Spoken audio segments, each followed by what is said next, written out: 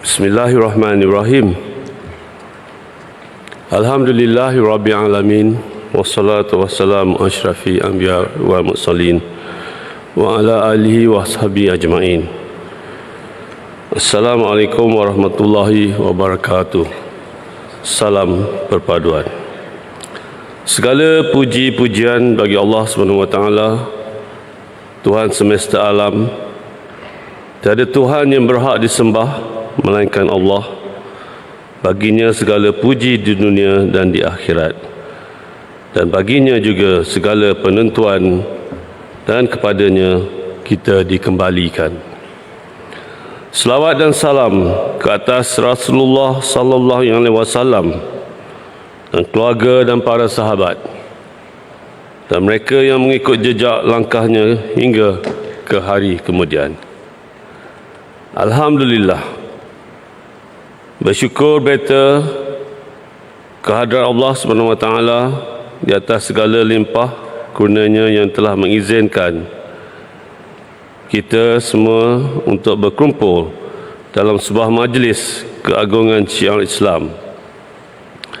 Hari ini 12 Rabiul Awal adalah hari keagungan bagi umat Nabi Muhammad sallallahu alaihi wasallam, untuk kita memperingati dan menghayati nikmat perutusan baginda yang membawa rahmat buat seluruh alam. Sesungguhnya kehadiran kita semua dalam majlis sambutan Maulidi Rasul peringkat kebangsaan pada pagi yang penuh bermakna ini menggambarkan iltizam dan kesungguhan kita untuk menggalas amanah dalam menyambung perjuangan baginda untuk mengangkat martabat Islam dan mengukuhkan perpaduan ummah. Semoga kita semua diberkati Allah SWT. Hadirin hadirat yang dirahmati Allah sekalian, kepribadian Rasulullah sebagai insan mulia dan seorang pemimpin terpuji amatlah terserlah sekali. Baginda mempunyai sifat tawaduk yang cukup tinggi dan tidak suka dipuja dan dipuji. Baginda mengingatkan para sahabat agar tidak memujinya. Cukuplah sekadar menyebut baginda sebagai seorang hamba Allah dan Rasulnya. Apabila baginda berjanji, nescaya janji tersebut akan dikotakan. Dan setiap baris-baris tutur kata baginda disulami dengan penuh kesantunan dan memancarkan kepribadian mulia serta rasa hormat kepada teman bicara. Baginda tidak berbicara kecuali dalam hal-hal yang bermanfaat dan tidak pernah menuturkan tipu daya, apatah lagi nista kepada pengikut maupun penentangnya. Setiap tutur bicara baginda mengandungi kebenaran, nilai-nilai akhlak terpuji tersebut yang telah diwasiatkan Rasulullah sallallahu alaihi wasallam untuk diikuti oleh sekalian umat adalah sebagaimana yang telah diperintah oleh Allah Subhanahu wa taala menerusi surah Al-Ahzab ayat ke-70 yang bermaksud, wahai orang yang beriman, bertakwalah kamu pada Allah dan katakanlah perkataan yang benar. Hakikatnya perkataan yang kurang elok, sama ada ketika tutur bicara maupun ketika menulis di media sosial, kata-kata yang berbentuk cacian, nista dan dusta serta fitnah akan hanya menggugat kestabilan dan keharmonian negara tercinta. Marilah kita mengambil iktibar dengan kejatuhan serta keruntuhan tamadun dan kuasa besar dunia akibat daripada budaya fitnah yang mendominasi dan membarah dalam kehidupan bangsanya. Selepas kewafatan Rasulullah sallallahu alaihi wasallam, fenomena fitnah telah membawa kepada peristiwa yang amat tragis dalam sejarah Islam menerusi pembunuhan Khalifah ketiga, iaitu Saidina Uthman bin Affan. Demikian hebat hakikat fitnah dan tipu daya yang bukan sahaja telah menumpahkan darah seorang pemimpin Islam yang agung, malahan telah turut menghancurkan keharmonian dan kestabilan sesebuah negara. Kerana itulah Allah SWT mengingatkan seluruh umat Islam untuk menghindari serta menjauhi orang-orang yang tidak bercakap benar, sebagaimana yang berfirmankan dalam surah Al-Qalam ayat ke-10 hingga ke-11 yang bermaksud, janganlah kamu ikuti setiap orang yang banyak bersumpah lagi hina, yang banyak mencela-cela, yang kesana dan yang kemari menghemburkan fitnah. Justru bersempena dengan sambutan Maulidur Rasul peringkat kebangsaan pada tahun ini, Beta ingin menyeru kepada seluruh rakyat Beta untuk bersama mencontohi akhlak warisan maknawi Rasulullah sallallahu alaihi wasallam yang amat bernilai dan istimewa.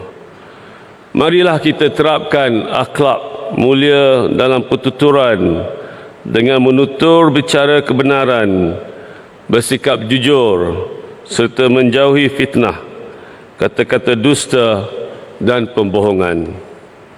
Hadirin hadirat yang Beta sanjungi sekalian, ajaran Islam yang dibawa Rasulullah sallallahu alaihi wasallam turut mencakupi pelbagai aspek kehidupan manusia, termasuk dalam mengemudi dan memerintah sebuah negara yang penuh rencam dengan pelbagai puak dan agama serta spektrum kedudukan sosioekonomi yang berbeza-beza. Sirah Rasulullah sallallahu alaihi wasallam dalam lipatan sejarah juga mencerminkan kepakaran baginda dalam mentadbir sebuah negara. Dari aspek ekonomi, baginda telah memberi tumpuan kepada pengurusan sumber dan agihan kekayaan secara cekap, mempelbagaikan sektor ekonomi dan menitik beratkan kepentingan sosial serta merangka program untuk meningkatkan taraf hidup dan sosioekonomi rakyat.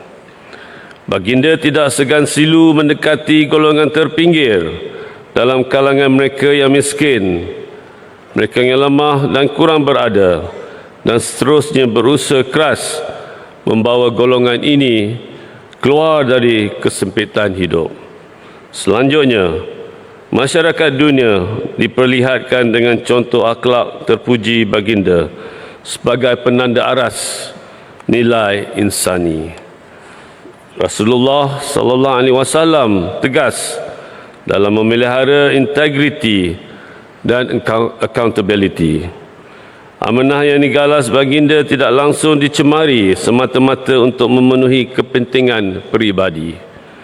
Baginda sentiasa berpegang teguh kepada prinsip keadilan dalam semua bentuk urusan negara dan paling terutamanya dalam memelihara kemaslahatan ummah.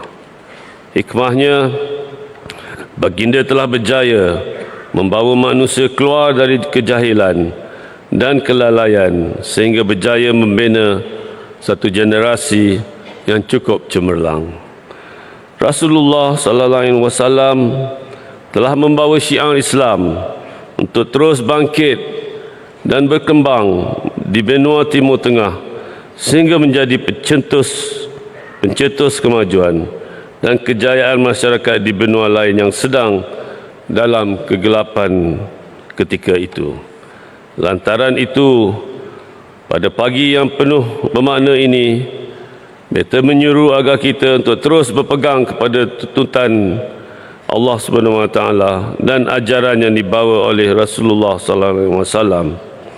Dengan yang demikian, kita akan dapat membangunkan sebuah negara yang bertamadun dan berjaya, harmoni dan serta sejahtera, dengan rakyat yang menjiwai sifat-sifat karamatul insan.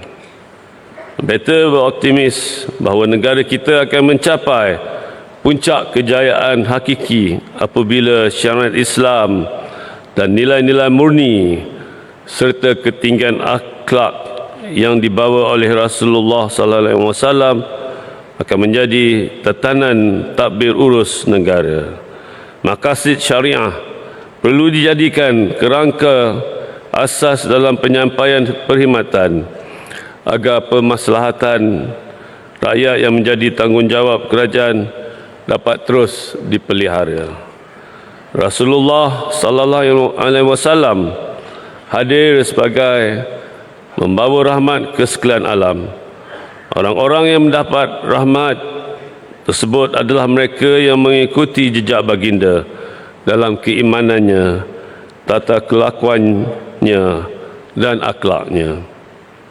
Sedalam mana cinta kita kepada Allah Subhanahu Wa Taala boleh diukur melalui sejauh mana kita mengikuti ajaran Rasulullah sallallahu alaihi wasallam. Sesungguhnya ketaatan dan kecintaan kepada Allah Subhanahu Wa Taala serta Rasulullah sallallahu alaihi wasallam ialah kunci syurga kepada kita setiap umat Islam. Mengakhiri titah bersempena dengan sambutan Maulidur Rasul peringkat kebangsaan pada tahun ini, marilah kita bertekad dan beriltizam untuk terus menghidupkan syariat dan syiar yang dibawa oleh Rasulullah sallallahu alaihi wasallam. Beta dan Raja Pemaisuri Agong mengucapkan selamat memperingati Maulid Junjungan Besar Nabi Muhammad sallallahu alaihi wasallam, dan beta berdoa agar negara dan seluruh rakyat yang dikasihi akan sentiasa berada di bawah perlindungan Allah Subhanahu wa taala. Sekian, wabillahi taufiq wal hidayah. Wassalamualaikum warahmatullahi wabarakatuh.